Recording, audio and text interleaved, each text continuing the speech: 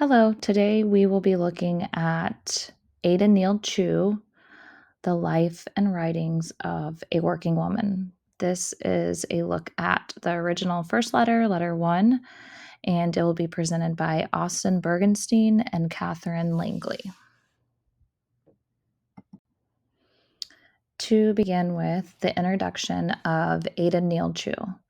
In this presentation, you will get a firsthand look at the struggles that Ada Nield Chu and other factory girls experienced during the 1890s.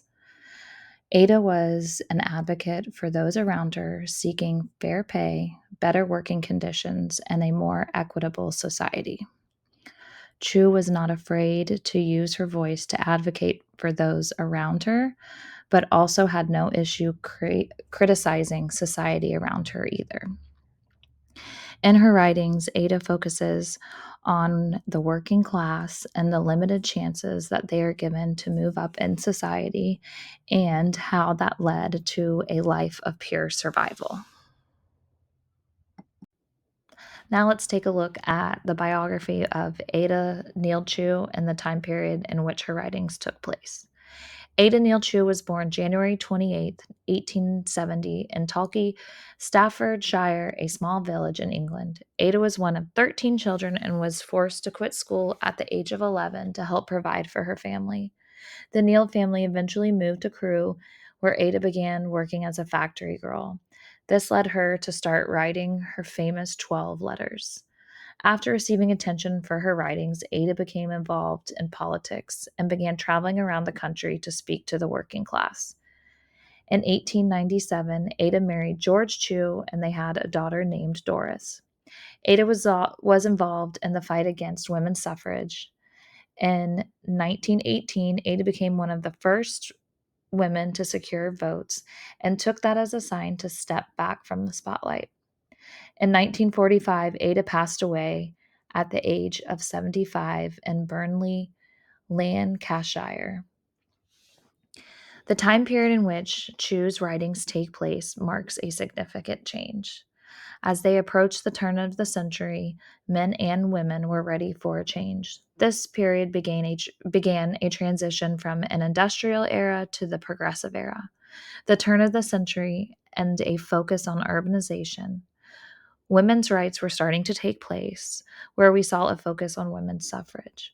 As there began a transition into the progressive era, individuals were moving from more rural areas to more urban areas and began transitioning from farming to factory work. With this came a call for change and better treatment of society's working class. The progressive era was one of the first to recognize that life could improve through seeking regulations and incentives and even establishing harsher punishments for those who did not comply. Ada Nield Chu, Letter 1, The Life and Writings of a Working Woman. In Letter 1, written by Ada, we are given a personal view of her experience working in a factory as a woman in the 1890s. We are able to see not only the struggles Chu experienced on a daily basis, but also the struggles that she had to navigate regarding social standings, economic struggles, as well as emotional and physical challenges. Ada is seeking a platform to be heard and hopes that submitting her writings to the newspaper will reach an audience that will listen and help her reach her goal of working in a factory while receiving a livable wage as opposed to the lingering dying wage she and those around her are currently receiving. In letter 1, that was published by the Crewe Chronicle, Ada's letter expresses the grievances of the working class. Ada begins by expressing her hope that someone will help remedy the hardship that the factory girls are going through. We read about the obstacles that men are overcoming while the working women still struggle. Ada is quoted saying, "One cannot open a newspaper without seeing what all sorts of conditions of men are constantly agitating for and slowly but surely obtaining, as in the miner's 8-hour bill. Only very vague mention is ever made of the underpaid, overworked factory girl." Chu expresses how working class women are existing off the wages they receive. We read about the exhaustion the women feel to their core, the slack time they are given is often filled with fear that they will be seen as not earning their keep. Ada expresses how these women should not be viewed as weak. She expresses how the factory girls lives consist of sleep, eating, work, and then repeat. These women are working early Monday through late Saturday evening and barely make enough to survive.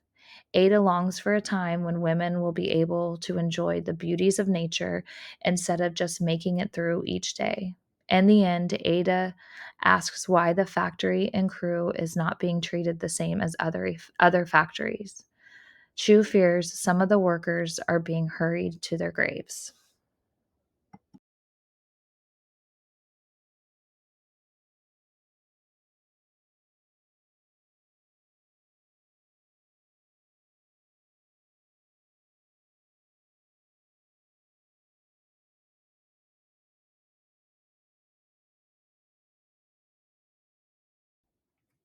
Here are some reading response questions.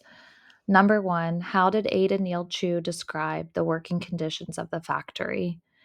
Number two, do you think Chu clearly expresses the working conditions as well as the toll it took on her and those around her? Number three, do you think Ada expresses the physical and emotional toll that of being a factory girl?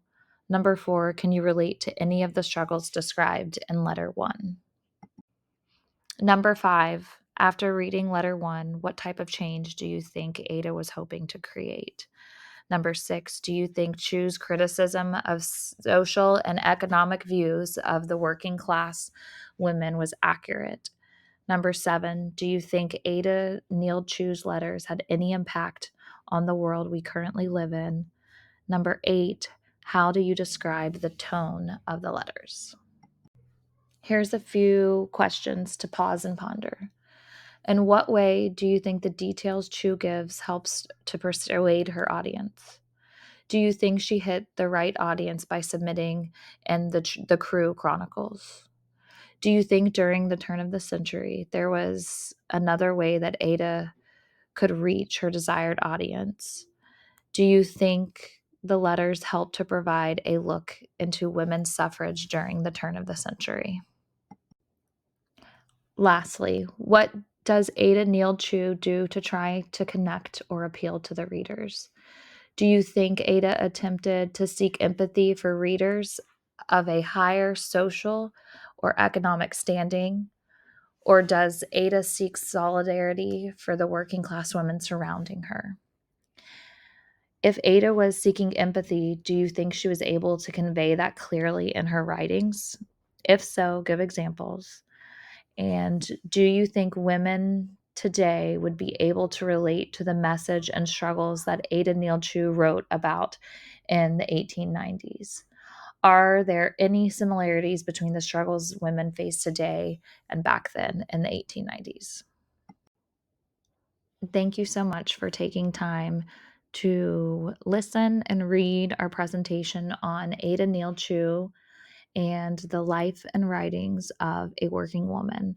I hope you enjoyed this presentation and have a good rest of the day.